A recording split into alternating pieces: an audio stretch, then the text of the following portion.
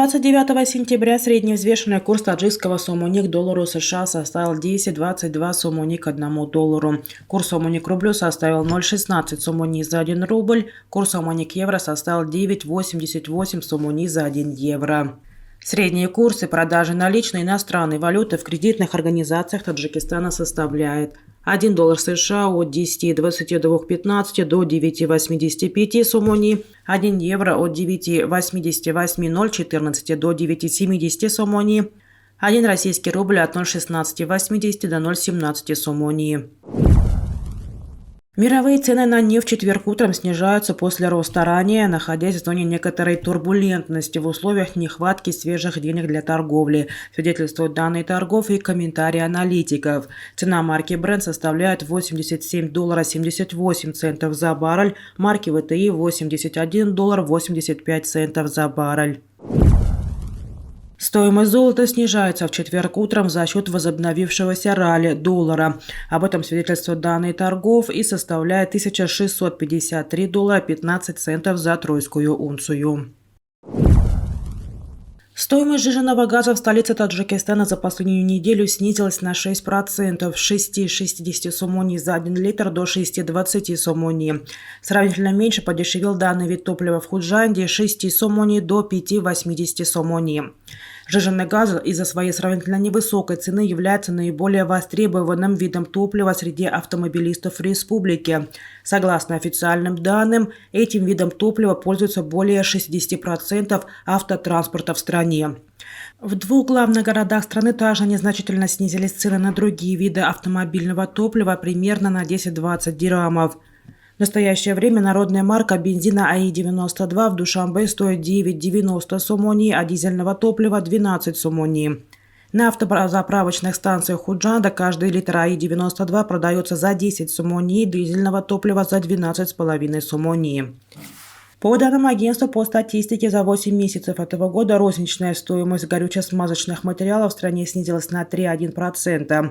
Ведомство утверждает, хотя цены на дизельное топливо в январе-августе текущего года повысились на 18,2%, стоимость сжиженного газа и бензина снизилась на 19% и 1,8% соответственно. В Таджикистан, Узбекистан и Кыргызстан продолжают поступать значительные денежные переводы из России, где резко возрастает спрос на услуги трудовых мигрантов. Об этом говорится в новом докладе Европейского банка реконструкции и развития «Региональные экономические перспективы». Отмечается, что в регионе также наблюдается очень быстрый рост реальной заработной платы и государственных доходов. В докладе говорится, что многие государства Центральной Азии выигрывают от того, что российские домохозяйства стремятся получить в этих странах международные платежные карты и разместить там свои валютные сбережения.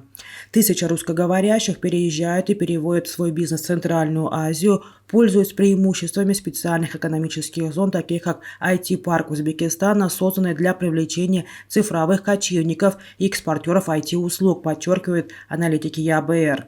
В целом, отмечается в докладе, Центральная Азия демонстрирует высокую устойчивость к геополитическим потрясениям. Большинство экономик Центральной Азии демонстрируют заметную устойчивость к геополитическому обострению, вызванному войной, которую Россия ведет в Украине.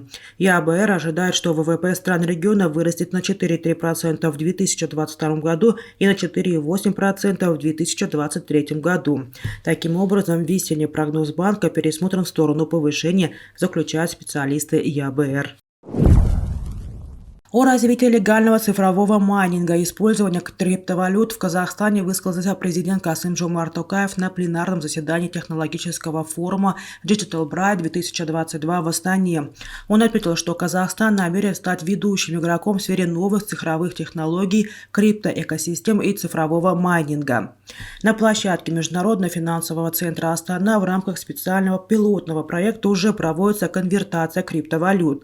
Для этого были внесены достаточно новаторские изменения в национальное законодательство и регуляторную среду, и мы готовы идти дальше. Если этот финансовый инструмент покажет свою дальнейшую востребованность и безопасность, то он, безусловно, получит полное правовое признание, сказал Токаев.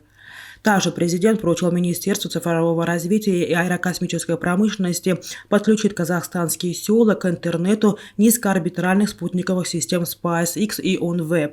Казахстан поставил перед собой стратегическую задачу стать одним из крупнейших цифровых хабов на евразийском пространстве, считает президент. Председатель Совета директоров Ассоциации производства запчастей Ирана Наджафи Манеш заявил РИА Новости, что иранская сторона может экспортировать в Россию 2 модели автомобилей под названием «Тара» и «Шахин». Как заявил журналистам замглавы Минпромторга Российской Федерации Альберт Каримов, иранские автоконцерны проявляют интерес к выходу на российский авторынок, а министерство, в свою очередь, готово к сотрудничеству. Это автомобили «Тара» и «Шахин», которые были представлены на московской выставке, сказал Манеш. Он подчеркнул, что существует также возможность сотрудничества с Москвой и в сфере тяжелых транспортных машин. Как отметил Манеш, иранские автомобили проходят специальные испытания, связанные с погодными условиями. Поэтому, по его словам, машины иранского производства могут выдерживать низкие температуры до минус 25 градусов на российской территории.